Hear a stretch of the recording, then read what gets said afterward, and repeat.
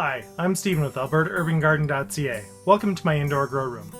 On the last indoor growing episode, we spoke about lighting technologies and the choices that we've made to use fluorescent and compact fluorescent bulbs to grow this winter. Now what do you need next? Gardening soil. You need soil. But this is a very different soil that at least I take the approach from our soil outside, and today I'm going to show you how you can quickly and simply make your own potting soil for absolutely great results indoor gardening. So the first component of our potting soil is peat or coconut coir based products. This is fluffy, it's highly absorbent, and will actually wick water, which is extremely important when indoor gardening. And next is a compost.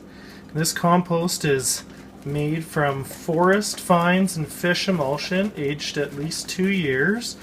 This particular product has a recordable NPK, which is great for the indoor growing, in fact outdoor growing, but the issue with this is it can have little critters coming along for the ride that have natural predators. Next step, it's in the oven. So for 1 hour, or until the temperature of the center is at the 170 degrees Fahrenheit. And that's it. So once cooled, put it into a container, mix it up nicely.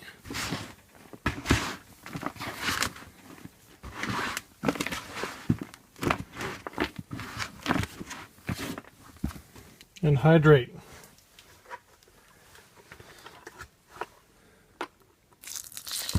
Pasteurizing your potting soil will be able to kill off a lot of those pests that may come in on the soil, whether you want them or not.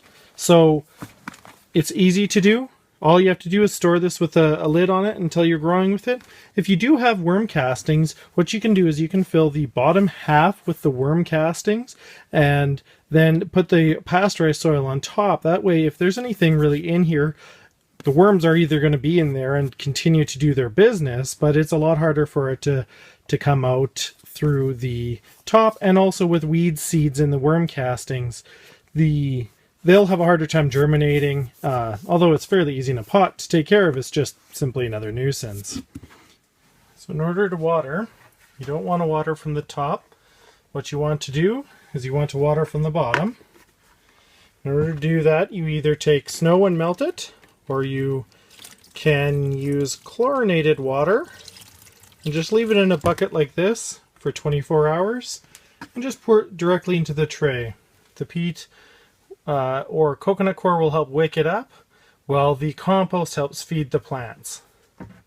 So then what you want to do is you want to put the potting soil in the reservoir with our water. Just give it some time to soak that water up. It'll take about 24 hours. Once it's soaked it up, you can plant.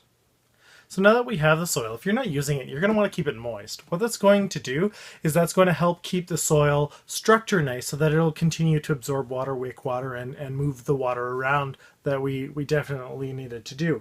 If you're going to use it right away, what I recommend is actually square pots. Square pots, in my opinion, for indoor growing, allows you to get more soil in close proximity, so you can see that it's butting up against each other underneath the light. So you're not being restricted by circular cups and losing a little bit of that soil area. Now I know what you're saying. Stephen, you have spoken numerous times about building your soil biota and developing that, and that will feed the nutrient cycle. And you're right. Outside, that's what I try to practice. Inside, in container gardening on your deck is a little bit different. It's a little harder to get that nutrient cycle working effectively. And I feel, at least indoors, the risk is greater than the reward. The risk is if you leave the soil unpasteurized, or if you bring in soil from outside, that you're going to bring in some of the pests. Now, without the proper communities of predators, those pests can run rampant inside, and that's what we're fighting. So in lieu of having that good, healthy nutrient cycle going, what we're going to be doing is we're going to be supplementing with fertilizers.